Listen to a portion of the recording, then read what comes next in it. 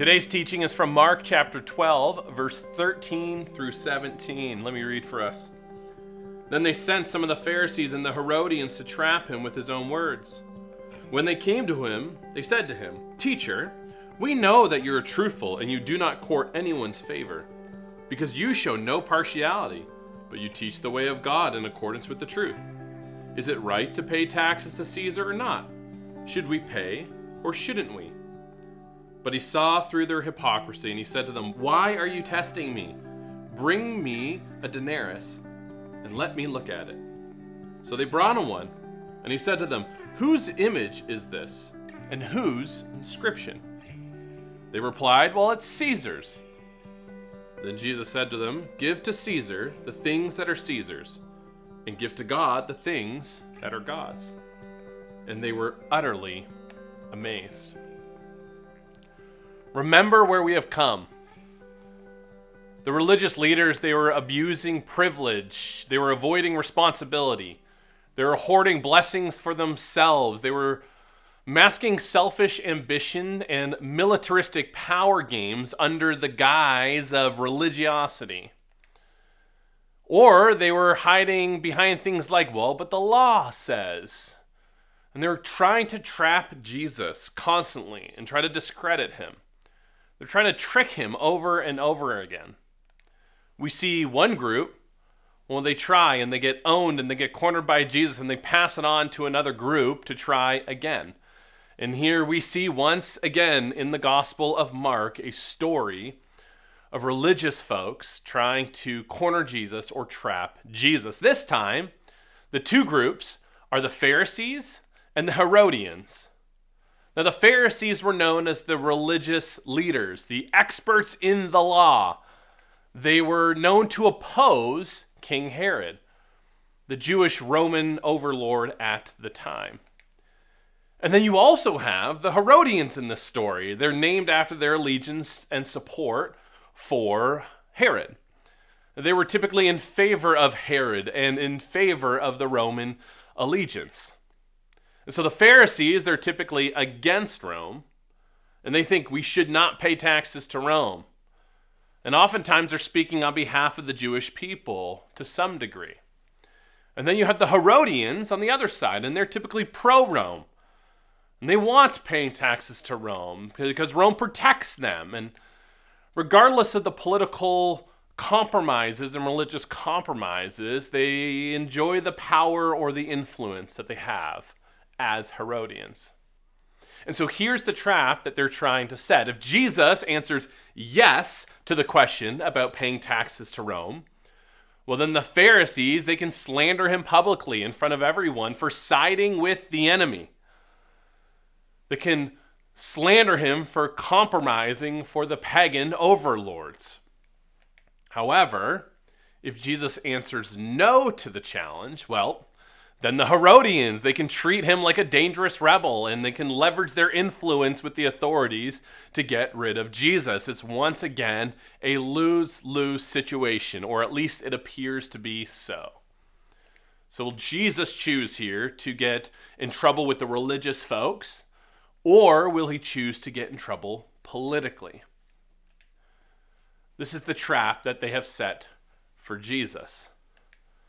But the problem with this, once again, is that both sides of this equation are far more concerned with empire, with power, with money, with influence, than they are with the will of God, with the desires of God. The trap here is, which empire are you going to side with, Jesus? You see, empires are all about allegiance. Who do you belong to? Whose side are you going to take? I remember a little while ago walking through some marital challenges with a couple, and this was a little while back.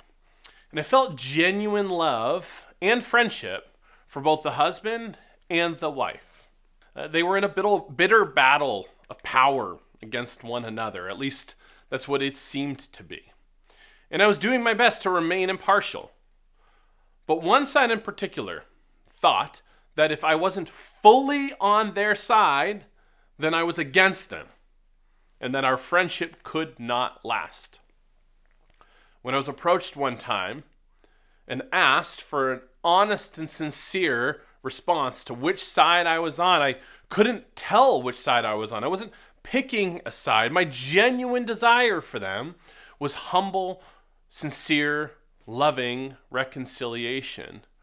But for this one person in particular, because it was about a power struggle, because it was about empire, it was about control for them, if I wasn't fully on their side, then I was against them.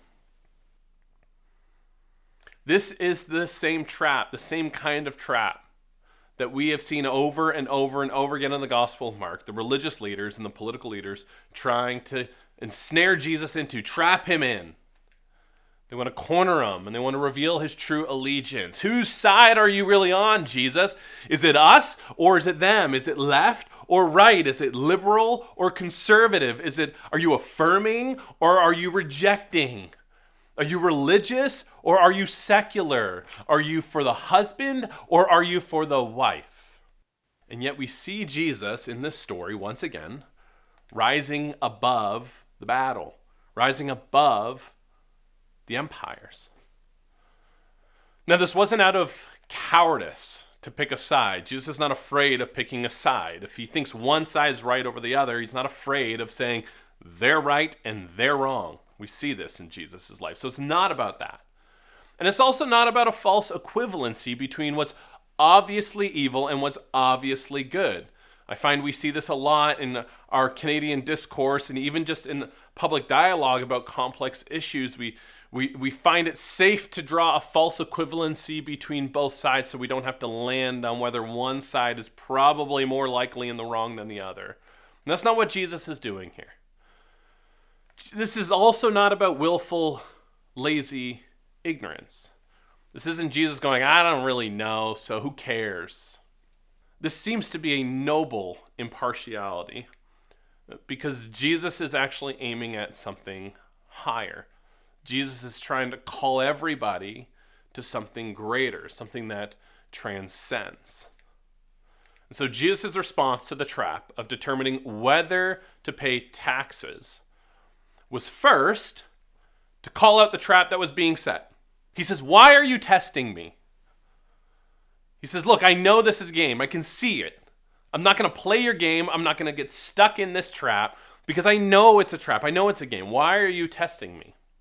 And then he cleverly asks his own question that once again has an objective answer. We see Jesus use this tactic earlier again. He says, bring me a denarii. He says, let me look at it. I've got a little coin here. He says, show it to me so I can see it. Let's talk. This is what we're talking about here. Let's look at this thing that we're talking about. And so they bring it to him. And the second they bring it to him, they're finally stuck in a trap, which I love this. And Jesus just looks at it and goes, hey, whose image is that? Can you see that?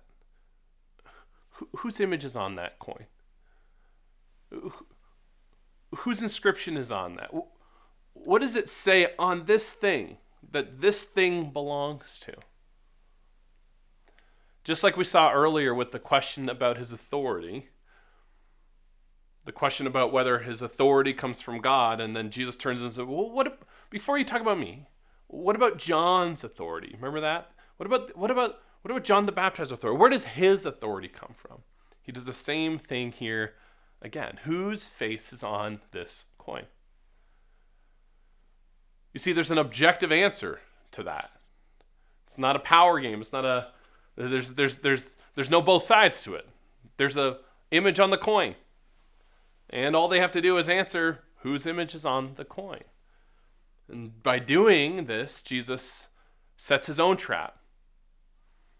Makes it very clear. Look, see that? Whoever's face is on this, well, it belongs to them. Jesus essentially saying here, I don't care what you do with this silly coin. It's just a coin. I'm not after this coin, and God's not after this coin. He's essentially saying, God doesn't need this coin.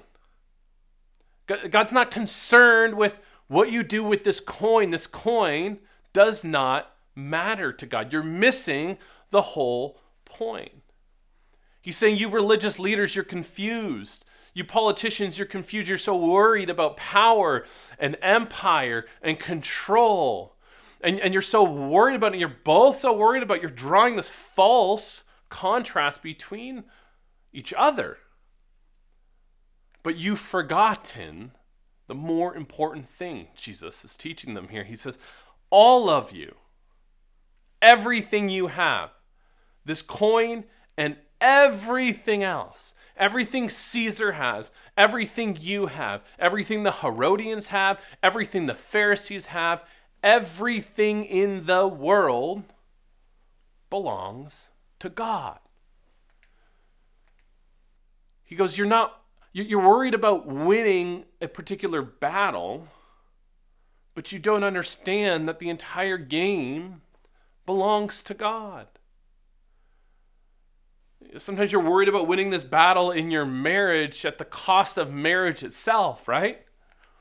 Sometimes you're worried about momentary comfort, except for you're losing your life and your soul. You're worried about what you're wearing, but you're losing your real identity. You're worried about people's perception of you, yet you're losing the beauty of who God made you and how he made you. You're worried about your kids' performance and their behavior, yet you're losing your relationship with them. You're worried about the Instagrammable moment, yet you're losing the gift of radical presence. That one hits home for me. We're worried about social affirmation, yet we're losing our faithfulness to God. That's what he's saying. Does it resonate with you? Can you see it? Now I want to talk about moms and motherhood for a second here. You see, culture, in our community, in our society, is constantly discipling you and I. It's discipling our kids. It's leading us and leading them, particularly our children, to choose a side, to pick a product, to follow a fashion or an anti-fashion. We belong in a consumeristic culture. And it's all about where you would choose your money and which direction will you choose to spend your money. I mean, you've heard the stats on the amount of advertisements that you and I see in a single day and our kids see in a single day. It's an attention economy, and our attention is sold to advertisers because really, at the end of almost everything that we do for entertainment, everything we watch, everything we're inundated with, somebody at the end of the day is trying to sell us something. And the thing that sells most is the things that are closest to us, that say something about our identity or reveal something about our identity or help us feel like we fit in. So much of our identity is wrapped up in what we purchase. And in the same way, so much of the first century identity was wrapped up in our allegiances or political positions, or where you paid your tax to, whether you should pay tax to Caesar or not. That's a massive part of a first century identity. Are you a Pharisee? Are you a good, pure, holy, religious Jew? Or are you a sellout? Moms, this morning, I want to tell you, you have a superpower. You have many superpowers. We know you have many superpowers. The very fact that you and you alone can carry and birth new life and new consciousness, that is the most amazing thing. It's the most amazing ability on planet Earth. Seriously, there's nothing that matches it. Elon Musk, with his $1 trillion in net worth, cannot do what you do. It is amazing. And I had the privilege of watching my wife do it for a fourth time yesterday. It is amazing. It is a miracle. But moms, I want you to hear this. You have another superpower that's connected to that. Mothers, biological or spiritual mothers, are often the primary shapers of identity. They're the primary ones who help our children and the next generation ask this question: whose am I? What am I for? Who am I? Where do I belong? You see, every mother is standing in the tension between Caesar's image and God's image. Let me say that again. Every mother is standing in the tension between Caesar's image and God's image. The world wants to push you towards Caesar's image. But you are standing in the tension, standing in the gap, not just for yourselves, but for kids and our offspring and our next generation, between Caesar's image and God's image. This text that we saw today is about competing claims.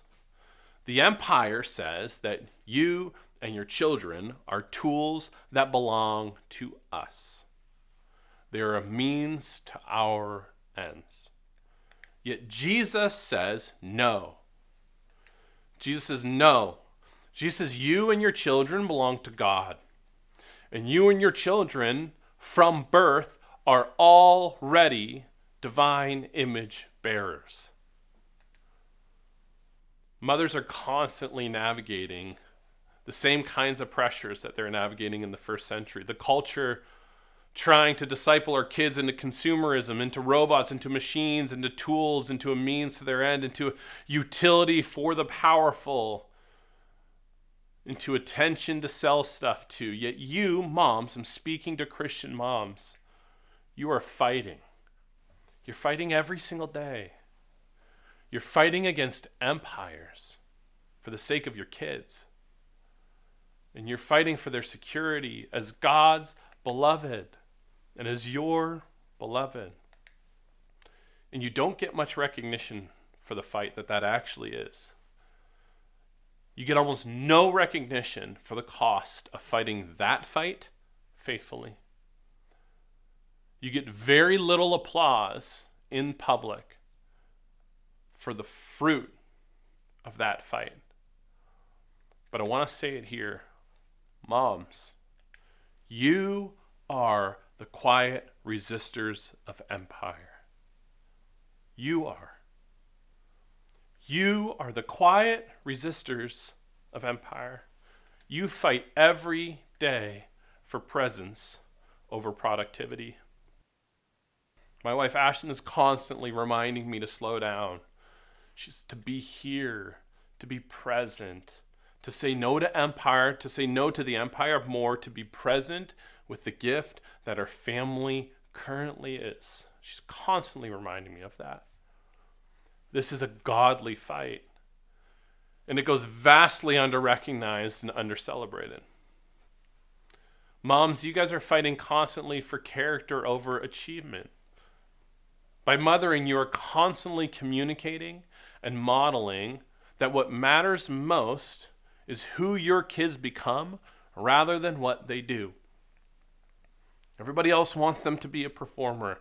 Everybody else wants them to make them successful. Everybody else wants them to make their program look good. Yet you are constantly reminding them that no matter how well they perform, they belong. And what matters most is who they become. Through your unconditional love, you are saying loudly that no matter what you achieve in all of your efforts, that you, child, are still loved. That is fighting against the empire. That is resisting the empire. You are the literal voice of God to your children in that way. Moms, you choose faithfulness over cultural applause every single day. You sacrifice every single day.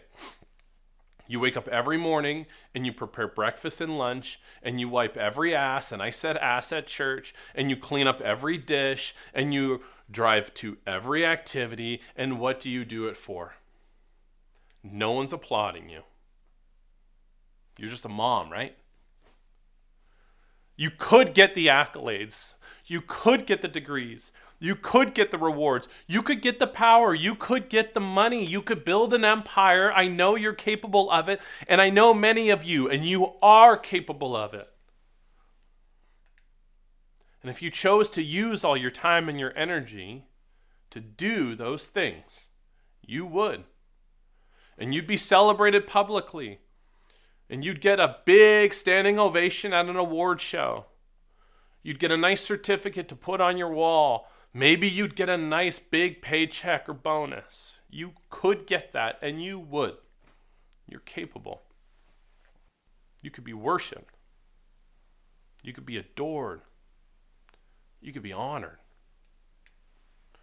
Yet the wild thing is, moms, you choose faithfulness.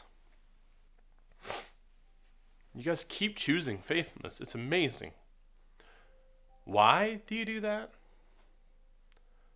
Well, for many of you, you do that so that your children can know who they are, who they truly belong to, what real love looks like, what real love feels like, so that your children can be truly free, and the children you serve here at Southside could be truly free. That's why you do it.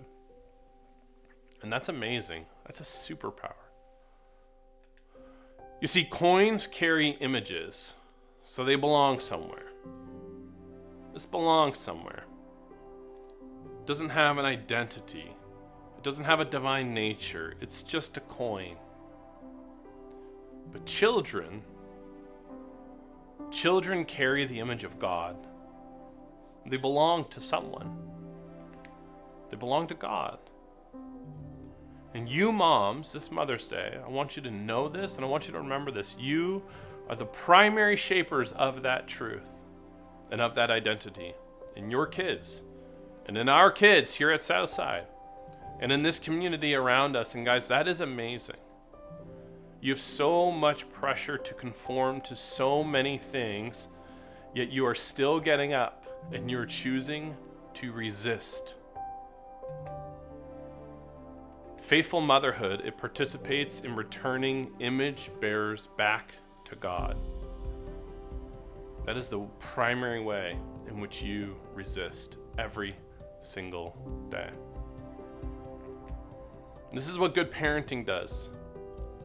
It reminds us of who we are. It reminds us of who we belong to. It reminds us of how beautiful we are, how good we are, how much God loves us. The point of this story, if you can see it clearly, is that the Pharisees and the Herodians are far more worried about empire, far more worried about power, far more worried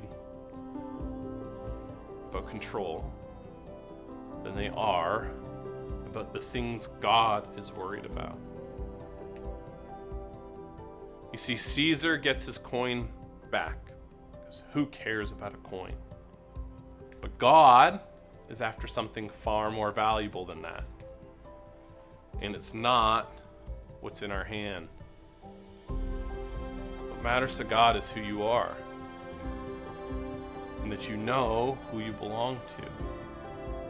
That you know what you were made for. That you know how much you're loved. And particularly on Mother's Day, moms, every mother who forms a child in such a way, who resists the empire and sacrifices for a child, to know this, to see this, to understand this, forms a child in the direction of Jesus. Every mom who does that is participating in returning God's image, not Caesar's image, God's image, back to God. Happy Mother's Day, moms. I hope you know this. I hope you believe this. And I hope you get a chance this week to just live freely into it, knowing that the loving Father looks at you. He says, my sweet, sweet daughter, good work. Good work. I'm proud of you.